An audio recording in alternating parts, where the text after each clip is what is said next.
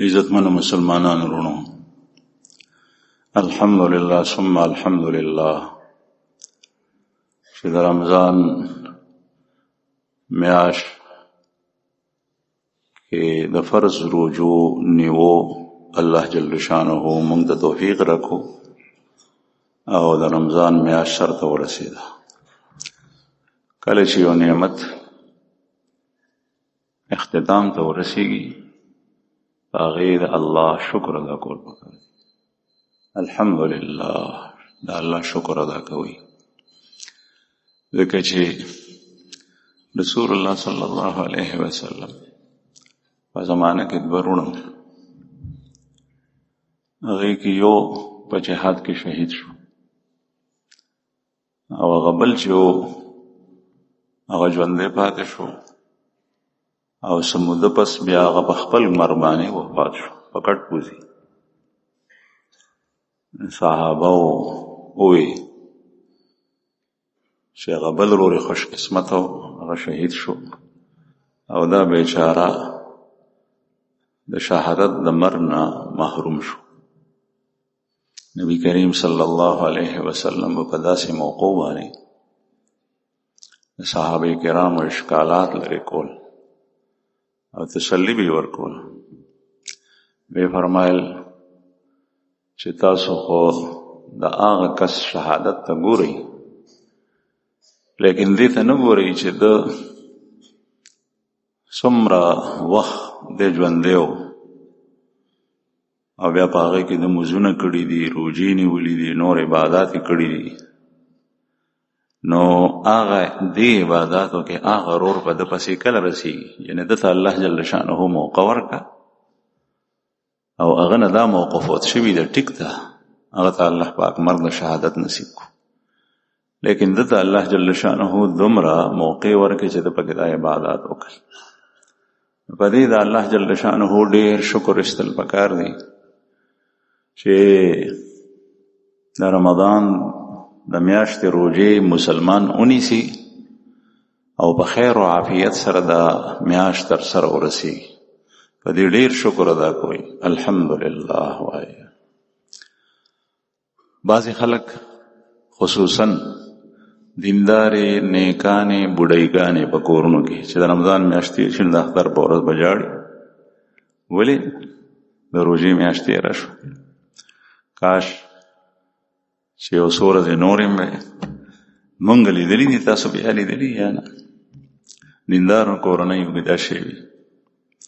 نو د هغې یو طرف ته خو د دین سره د الله د عبادت سره د روژې سره مینه ده او دا ډېر ښه صفت دی. د روژې سره د مونځ سره د قرآن کریم د تلاوت سره د ذکر الله سره مینه پکار ده، ځکه چې د الله جل جلاله سره مینه نو دا د الله پاک احکام دي او د الله بندگی ده، د هغې سره د سړي مینه. نو د انسان چې کوم ایمانی فطرت جوړ شوی د هغې تقاضا دا ده چې د داسې نعمت په ختمېدو سره طبعي طور سره انسان بیا خپي، لیکن په دې لحاظ سره خوشحالي پکار ده چې الحمدلله چې ماته الله پاک د روژو نیو توفیق راکو.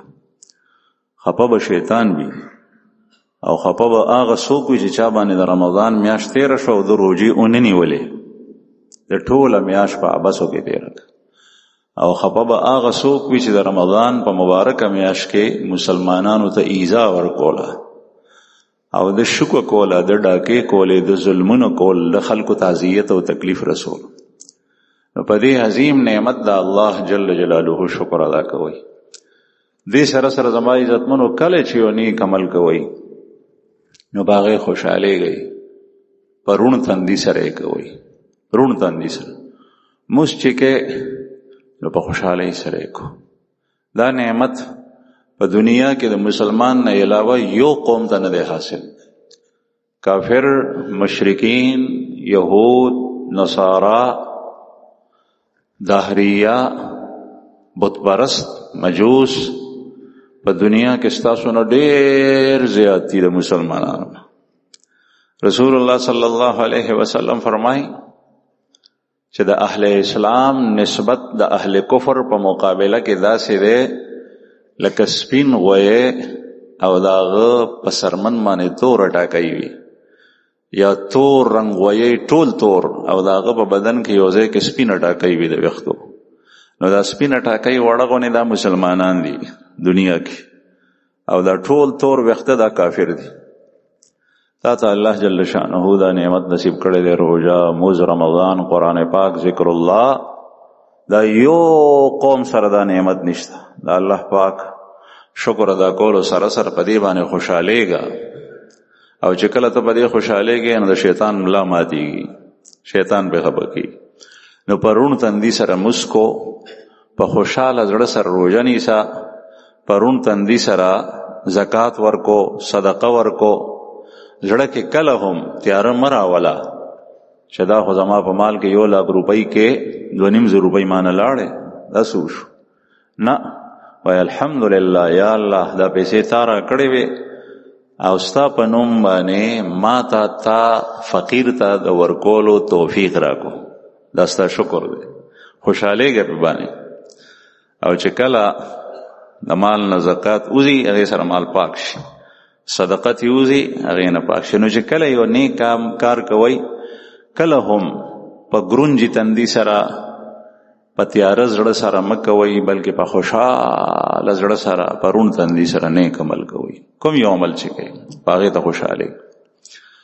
دریم دغه ورځ د اختر د ټولو مسلمانانو د خوشحالۍ ورځ ده. په دغه ورځ باندې خفګان مناسب نه دی. خفګان په مختلفو قسمونو سره.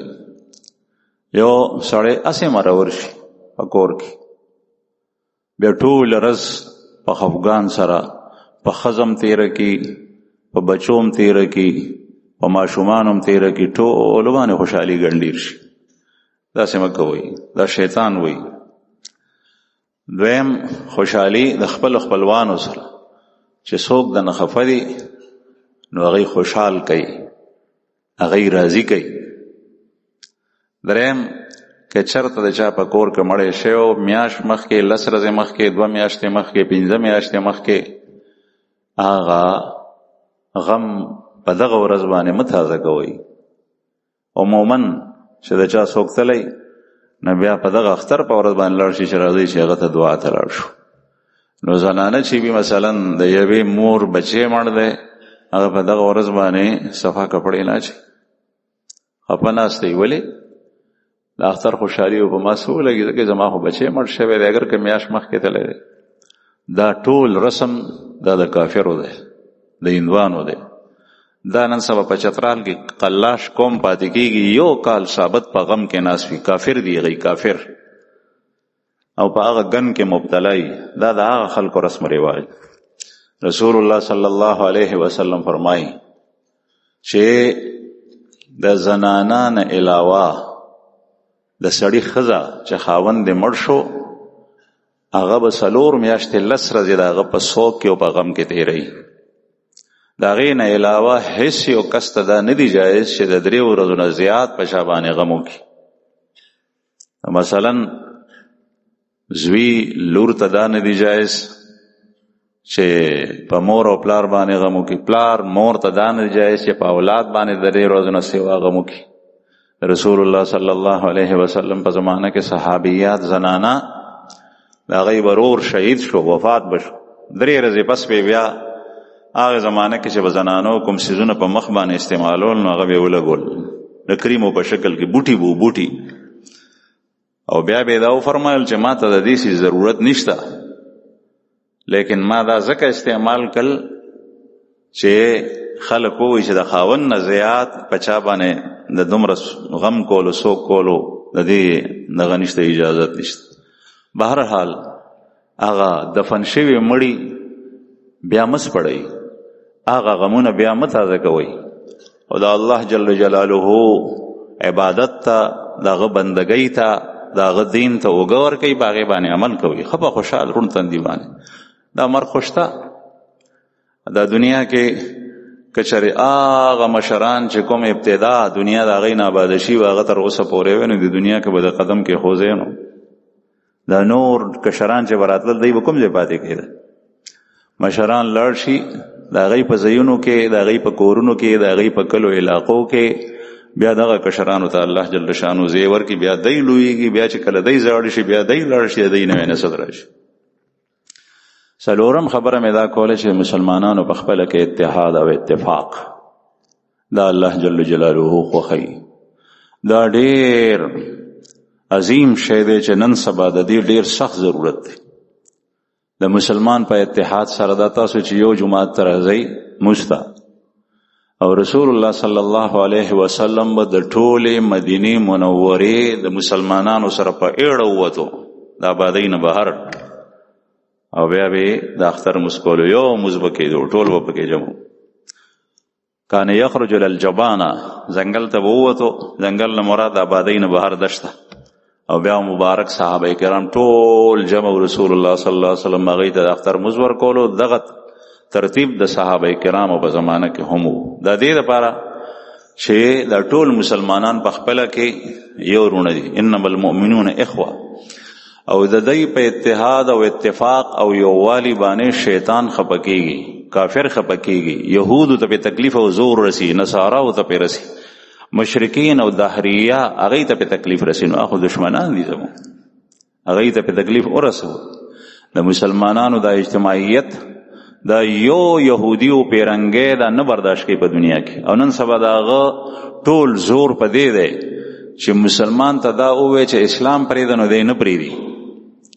خو دغه مسلمان باندې که زور واچي چې د امي سړي د مولا سره تعلق نی، اولاد د مور او پلار تپوس نه کوي، د ښځې د خاوند په منځ کې ناچاقي راشي، او دې ته ډېر زیات خوشحالېږي چې کله دا شی راغلو بس دی به بیل بیل شي، د دی وهل هم بیا آسان.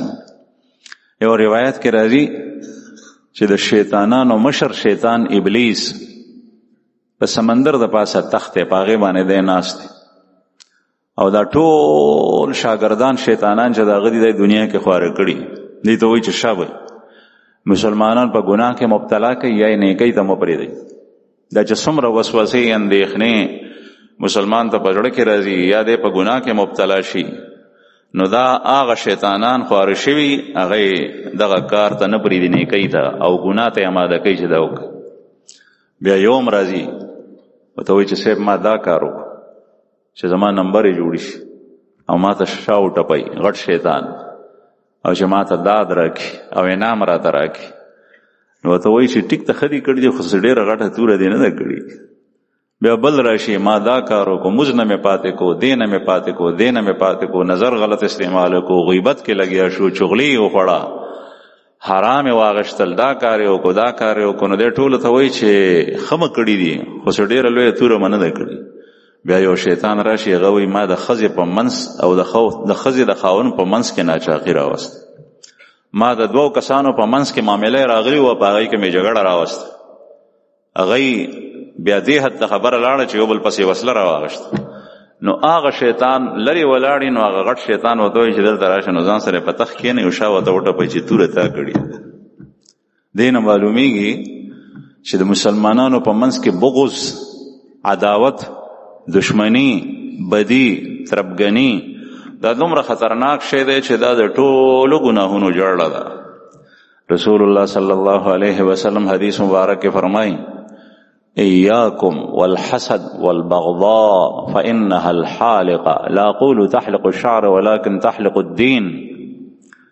تاسو د حسدنا، د بغضنا، د دشمنینا ځان ساتئ، ځکه چې دا پاکی د پاکی.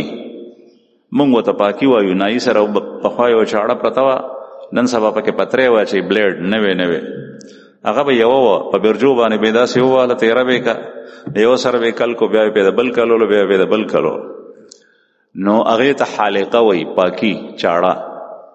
رسول الله صلی الله علیه وسلم فرمایي دا حسد او بغض د مسلمانانو په خپله سره کې دشمنی دا پاکی دا صفائی کوي.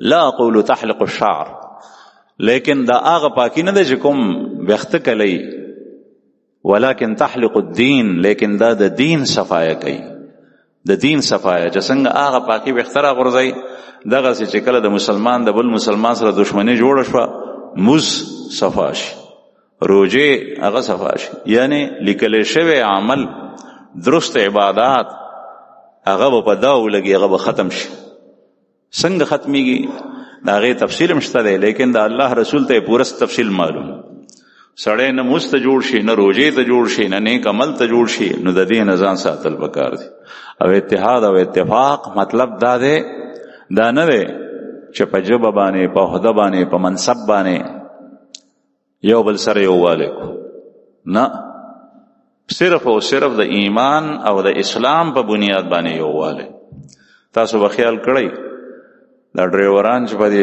لویو سړکونو باندې د دې نه لاهور او کراچۍ ته سفر کوي ټرک ډرایور نو د ټرکونو والا ډرایورانو ته سلام کوي موټر والا ته سلام نه کوي لاس وچتای بسونو والا ته سلام کوي دا هم د غرض او د مفادات او سلام دی ولی کچرته زما گاڑی خراب شي نو دا سړی بیا زما سره گاڑی به ودري الکه پانا دې پکار دا سشه دې پکار دې سټک ته پکار دې بیا و گاڑی ودري چې د ضرورت پوره شي بیا روان شي بس والا وته نو دري ټرک والا او موټر والا د ټرک والا نو دري دا د غرض سلام دی نه بلکې د مسلمان سره دوستی او تعلق او اتحاد او اتفاق هغه د ایمان او د مذهب د اسلام دا الله جل جلاله په وجه پدی باندې حدیث مبارک کې راځي چې یو مسلمان روان شو بل کلی ته الته کې بل مسلمان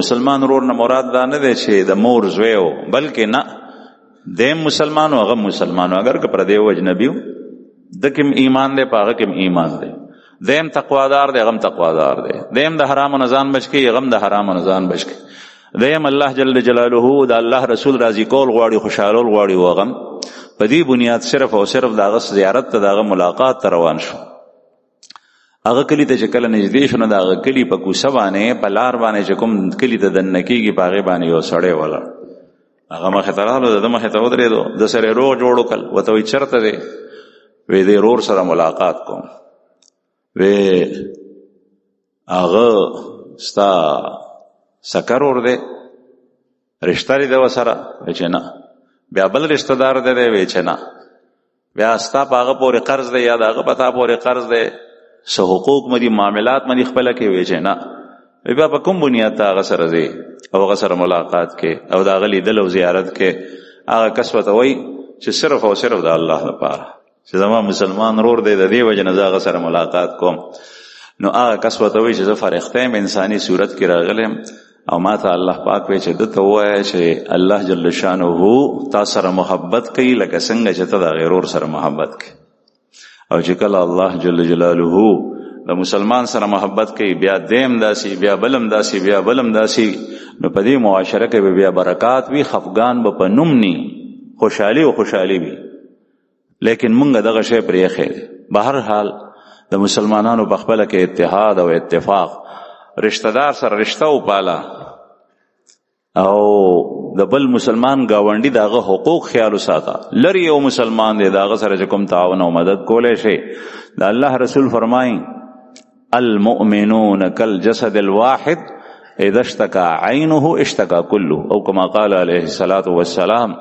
ټول مؤمنان په منزله د جسد واحد دي جسد واحد یعنی یو بدن اذا اشتكى عينه اشتكى كله چې کله پسترګه تکلیف وي نو ټول بدن په تکلیف کیږي چې سترګه باندې تکلیف وي ټول بدن په تکلیف زما د لاس خوږیږي تقریبا 9 میاشتې وشو اوس الحمدلله درد لږ کم کړی نو دا لاس مټي خوږیږي نور بدن ټیک لیکن دا غي په وجہ د شپې یو وخت سمله خوب ناراضي بل وخت سمله خوب سترګې نه پټيږي او وګونه آرام نه کوي چې سړی ودی شنو وګونه آرام کوي سترګې آرام کوي ټول بدن آرام کوي جړې بیداری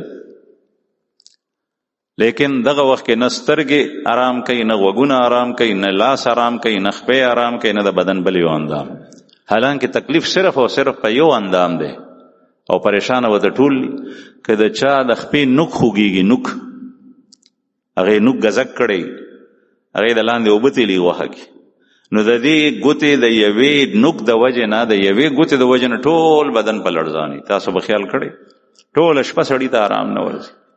دغسې مثال د مسلمانانو د معاشرې دی چې په هغې کې په یو کس پریشانی راغلي، کاغه ستا رشته دار دی او که پردی دی، کاغه ستا ګاونډي دی او که ګاونډي نه دی، کاغه ستا د کلي دی او که د بل کلي دی، کاغه د پاکستان دی او کاغه د فلسطین دی او که د افغانستان دی او که د یو ځای دی که د بل ځای دی، چې په هغه باندې تکلیف ته وورې نو ته داسې په لړزان شې لکه څنګه چې هغه تکلیف په تا راغلی. انما المؤمنون اخوه، ځکه چې دا ټول رونه او په منزله د بدن واحد دی. که چېرې سترګه دا وایي چې دا تکلیف په لاس راغلی دی، لاس به خپل کار کوي، زه به خپل کار کوم، داسې نه ده، پریشان ای ټول بدن. ځکه چې دا یو بل سره تړلی دي. دا سترګه مزې او خوندونه او کار په دنیا کې اله کولی شي چې دا په سر کې لګېدلی وي، او سر د دنیا نه خوندونه او مزې اله اغشتی شي او کار اله کولی شي چې دا سر په تنه لګېدلی، او دا تنه د دنیا نه خوند او مزې اله اغشتی شي چې دا په خپو د پاسه دا تنه ولاړی.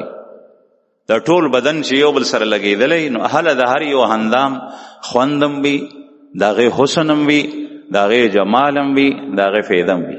که دغه سترګې د چا د سر نه راوباسي او بیا یې چې کوم دی نو په دې تلي کې کېدی، یو سړی وي په چا باندې مین وي او په هغه سترګو باندې مین دی او هغه ته د هغې که سترګې چې کوم دی نو هغه مړ شي، هغه راوویستی شي په دې تلي کې ورته وړاندې کړي چې دا د هغه سترګې دي، هغه ته به هغه ساعت الټی ورځي چې لري.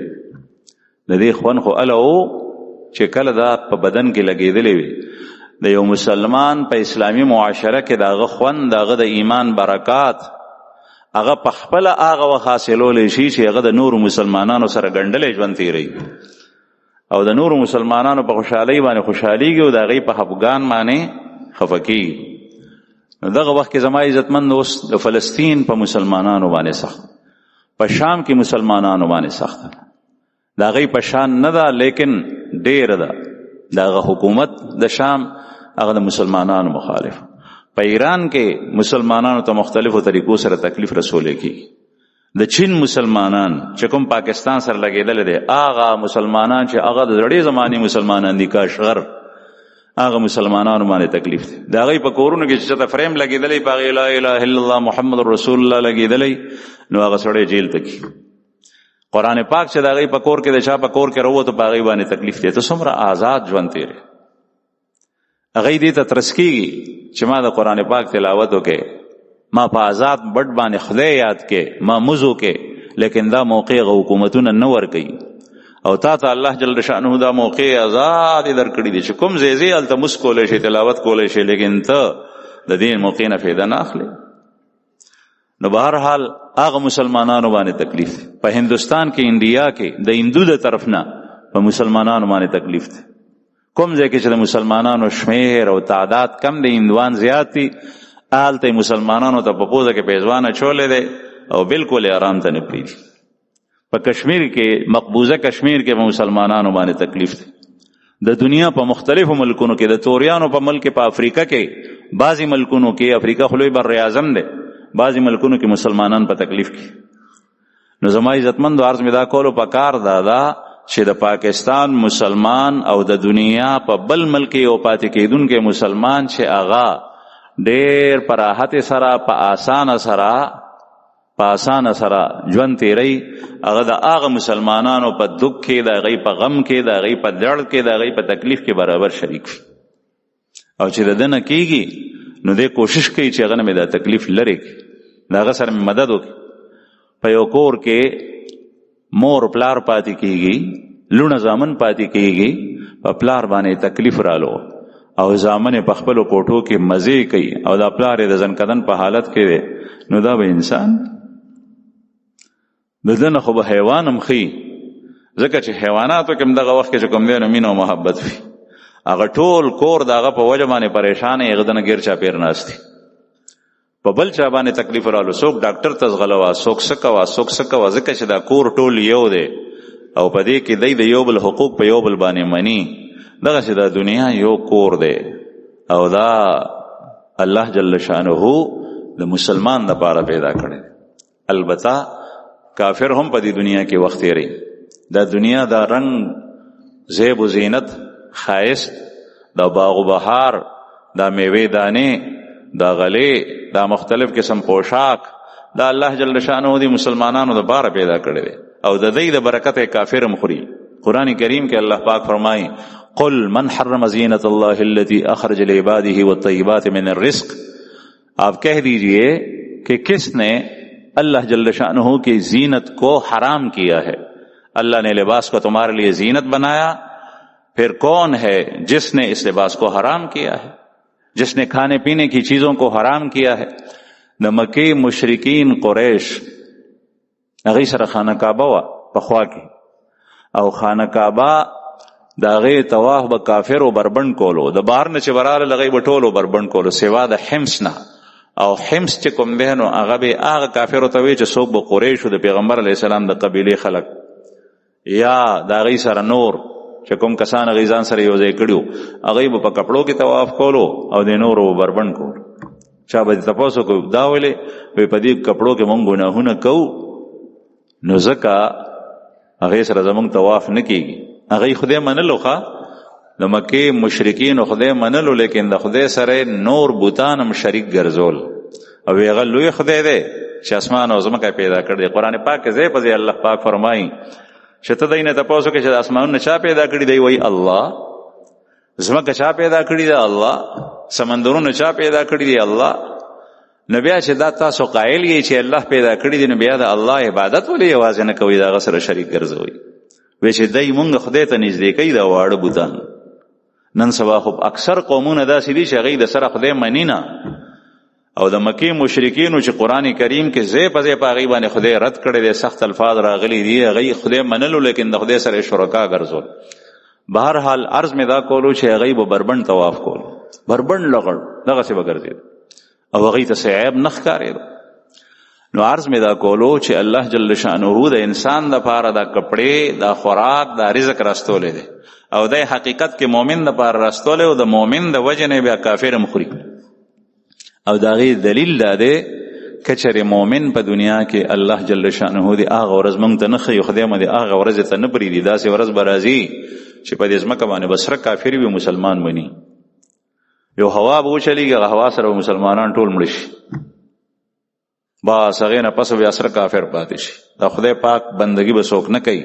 دغه وخت کې به قیامت به په هغې راځي، بیا به الله جل شانه دا دنیا دا پرېږدي نه بلکې دا به ورانه کړي، د دې نعمتونه به ټول ختم شي، باغونه میوې به ختم شي، لباس او پوشاک او کورونه هر څه به ختم شي. ولې دا د مسلمان لپاره پیدا کړی، مسلمان نشته. دا بله خبره ده چې دلته چاته د مال د دولت د ورکولو معیار د انسان نیکی او بدی نه ده. چې یو سړی نیک وي نو هغه ته به خدای مال ورکوي، نو هغه نیک دی، دا نښه ده چې دا د خدای نږدې دی. او چې چاته یې نه دی ورکړی دا د خدای نه لرې دی او خدای پاک دا سړی نه دی خوښ.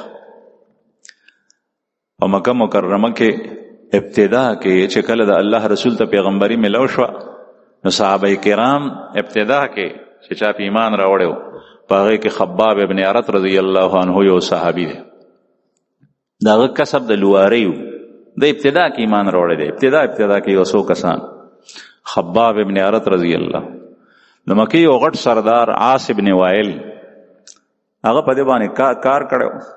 هغه زمانه کې چې به خلکو تورې جوړولې نو دی لوارانو به ورته جوړولې، نیزې به یې جوړولې نو دی لوارانو به جوړولې، چړې او برچې به یې جوړولې نو دی به جوړولې، یا به نور کارونه هغه به هم دی کولو. نو دی وایي چې ما ورته کار کړی، زما ورپورې پیسې وې، هغه مزدوري ده نه راکوله. ښه مالدار او ښه سرمایهدار او غټ سردار د مکې کافر او مشرک عاص ابن وائل، لیکن پیسې نه راکولې. ما به ورته وایي د پیسو نو بیا به وارې ټالې وې کوله چې در بک. یو ځل وې زه غوسه شم نو ما درته ووایي چې ښه خو نه راکې، خو چې ته په ورځ د قیامت به درنه دا پیسې اخلم، زه به الله جل شانه ته ستا شکایت کوم او هلته به درنه وصولم. هلته به بیا په ورځ د قیامت نو دی ورته وایي د عاص ابن وائل ویې خاندل، د خندا نه په شا لاړو، ویې ښه قیامت به راځي؟ ویې چې وی نو هلته به ما ته خدای زامن هم راکړي او مال هم راته راکړي، نو هلته به ته درکړم. نو داغه دا خیالو چې ما ته زامن دلته راکړي نو هلته هم راکړي، مال دلته راکړي نو هلته هم. حالانکه د دنیا کیسه بدله ده، د آخرت بدله ده. په دنیا کې خدای پاک مال او دولت کافر ته ورکوي، او کله کافر ته ورکوي او مسلمان غریب او فقیر مسکین هغه ته ایمان ورکړي. ادارت یو خبره وکم د تسلی، کلم خپه نشئ چې فقیر یې مال د سره نشته دی نو دا مو آیا چې خدای پاک فلانکی ته ورکړی دی ما ته نه راکړی. رسول الله صلی الله علیه وسلم عادت مبارک دو. حضرت سعد رضی الله عنه فرمای چې پیغمبر علیه السلام سره یو ځل مال رالو، نو هغه مال تقسیمولو، نو دته هم ورکو دته هم ورکو دته هم ورکو دته هم ورکو، یو پرېخ. جوعیل رضی الله عنه دا غنم دی. حضرت سعد وای چې زه دې زړه کې مې دا جذبات را پورته کېدل او خټ کېدو چې د الله رسول دې نیک سړی ته ورنکو، دا خو دا غنه لغونې کمزوري خلک دي دین کې، دی ته ورکو مال او دته نه ورک. ما ته چې یا رسول الله دا سړی مؤمن دی دته ورک.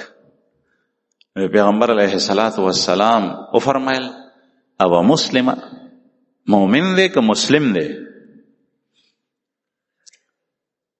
نو دی وایي زه چپ شوم، بیا یې تقسیمول کول، بیا ورته ما وویل، بیا صبر نه شوم، ما ویل چې یا رسول الله دا سړی تاسو بیا پرېښود، دی خو مؤمن دی. دا الله رسول ما ته بیا فرمایي مؤمنا او مسلما، مؤمن دی که مسلمان دی؟ ما بیا کشن وکړو. اسلام هغې ته وایي چې ظاهر کې هغه باندې د مسلمانۍ اثرات وي، مسکوي، روژه نیسي، مسلمانانو اجتماعاتو کې کینی. مؤمن هغه ته وایي چې ایمان یې دننه په زړه کې وي، تصدیق کوي، او د ایمان او د اسلام د دواړو یو بل سره تعلق دی.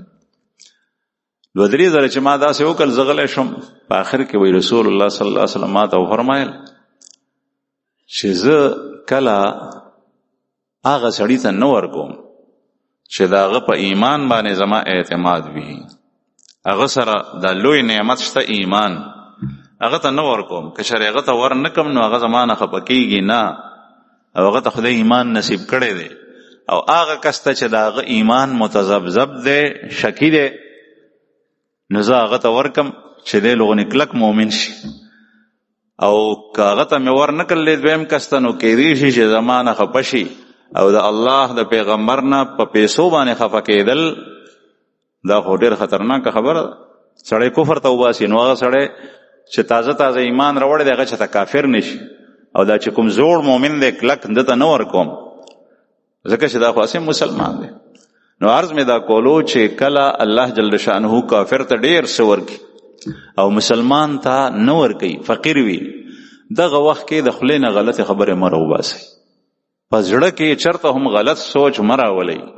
بعضې مسلمانان که چېرې تا په دې حالت باندې صبر وکړو، الله جل شانه به تا ځان ته نږدې کړي او په آخرت کې دې مزیدي. د فارسی یو شاعر وای ما پروریم دشمن و ما می کشیم دوست، کس را چراو چو نرسد در قضای ما پروریم دشمن، میں دشمن کو پالتا ہوں، اس کی تربیت کرتا ہوں، اس کو رزق دیتا ہوں، اس کو صحت دیتا ہوں، اس کو عمر دیتا ہوں. وما میں کشیم دوست، اور میں اپنے دوست کو مرواتا ہوں. زه د دشمن پرورش کوم، هغه په عالم لکه د سنډا غونې غټېږي، کافر، مشرک، یهودي، پیرنګی، مال هم ډېر، صحت هم روغ. او ما مې کشیم دوست، او دوست شهید کوم. په فلسطین کې وګورئ څومره شهدا شو، مجاهدین، غازیان، مسلمانان، داسې چې د هغوی د ایمان حالت سړی وګوري سړی حیران پاتې شي. د زنانو بچی شهیدان شوي، لیکن ایمانی غیرت پکې داسې حد ته وي چې په هغه حالت کې وایي چې نه صرف ایمان. ما پروریم دشمن ما مې کشیم دوست، زه د دشمن تربیت کوم، هغه په عالم هغه ژوندی، او دوست چې کوم دی نو هغه وجنم. کس را چراو چو نرسد در قضائے ما، کسی کو یہ حق حاصل نہیں ہے کہ وہ میرے فیصلے کے اندر اعتراض کرے کہ تو نے ایسا کیوں کیا، ایسا کیوں نہیں کیا. یہ میری مرضی ہے. دا الله جل شانو په حکمتونو باندې خدای خپويږي، بنده نه پويږي. نو عرض مې دا کور زما عزتمندو چې دا وخت د فلسطین په مسلمانانو باندې تکلیف ته سختی ده، یو غي ته دعا کوي، بل چې سو اسمرسي یو سړی دی هغه سرکاري عہده باندې دی، دا هغه چا غټ سړی ته رسایي کیږي چې دا حکمرانان مسلمانان لوگوں نے دا غیرت مظاہرو کی او د هغه مسلمانانو په باره کې یو ډله شي د کافرو یهودو ته. بل دا چې تا هغوی ته مالي نقصان دا رسولی شي چې د هغوی دا څیزونه استعمالی نه.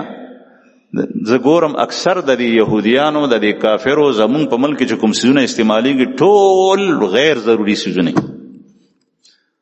ما پرون ملګرو سره خبره کوله پخوا چې مونږ لامبل نو بغیر صابون به کور کې نو مور به راته وایي چې نه دا صابون یو چکی ده دا د کپړو دپاره ده. دغسې بغیر صابون او ملامل د نشوالي د وجې نه د ګرانۍ د وجې نه چې خرچه کېږي او چې لامبل به مو نو په پنځانې باندې یو چکی وه توره چکی وه کلکه بیا مو په هغې لامبل. نو هغه چکی د سر دپاره هم وه د ویښتو دپاره د مخ دپاره ټول بدن دپاره. اوس دې شیطانانو مختلف قسم صابون نه ایریستی. دا هینډ واش صابون دی او دا باډي واش صابون دی او دا فیس واش صابون دی او دا چې کوم دی نو د ویښتو شیمپو دی هیر شیمپو دا دی هغه یو بدن دپاره چې تا د زیتون تیل استعمالولی شول ته صابون د کور استعمالولی شي د خپل وطن تا باندې هغه 15 څیزونه خرڅوي او د هغه مقصد دا دی چې تا نه سرمایه راټولی. ولې د هغه وینا چې دا د مخ دپاره دی دا د بدن نه دپاره نه دی. دا بعضې مسلمانان دینداره ګیره بیم وي دته چې هغه دغه واله صابون باندې باډي واش باندې مخ ووینځي نو دی خاندي. د یهودو د خبرې نه دومره متاثر دی دومره چې دی وایي چې د هغه خبره د کاڼي کرخه ده حالانکې د هغه په خبره کې څه دي هغه خو کافر دی هغه خو تا نه الو جوړ کړی دی او تا باندې خپل مصنوعات خرڅول غواړي. بیا د هغې هغه مشروبات د هغې نه بغیر ستا ګزاره نه کېږي. پیپسي سیون اپ کوکا کولا د هغې نه بغیر ته نه پایږي او هغې نقصان مونږ ته سره کو چې هغه زهر زمونږ بچي څکي د بچپن نه کومو کورونو کوم خلکو سره چې پیسه ده او د هغې ماشومان د بچپن نه دا څکي نو هغه د معدې په بیمارۍ کې مبتلا دي. هغه د غنمو روټۍ نشي ازمولی هغه کورنی چرګ نشي ازمولی هغه تپوس وکړي هغه د فارمۍ چرګ کې ده نو هغه خوري کورنی چرګ نشي ازمولی ولې د هغه معده کمزوري شو. نو زما عزتمندو دا فایده تاسو د فلسطین رونو ته چې هغې باندې نن سبا سختي د هغه رسولی چې د دې څیزونو مصنوعاتو بایکاټ وکړي په نرتوب باندې ته دا څیزونه دوکاندار نو راړی ما ستا د هول سیل کاروبار دی بل شی د هغې په ځای کې راړه د مسلمان ملکونو راړه د خپل ملکونو مصنوعاتو ته ترجیح ورکو او د خپل مل مصنوعات کې زه هغه چاته هم وایم چې څوک دا فیکټرۍ دي د چا جوړول کوي معیاري شی جوړوئ چې خلک د بل چا اسیس ته نه ځي او هغه هرڅوئ. نو زما عرض دا و چې د مسلمانانو په خپله کې اتحاد او اتفاق او اتفاق تقاضا ده چې دغه وخت کوم مسلمانانو باندې کافر ظلمونه کوي لګیا دی د هغه مسلمانانو سره ته ودرېږي هغې ته ډاډ ورکې هغې ته تسلي ورکې هغې یوازې پرې نه دی. الله جل شانه دې موږ د پخو خبرو د عمل توفیق راکړي. واخر دعوانا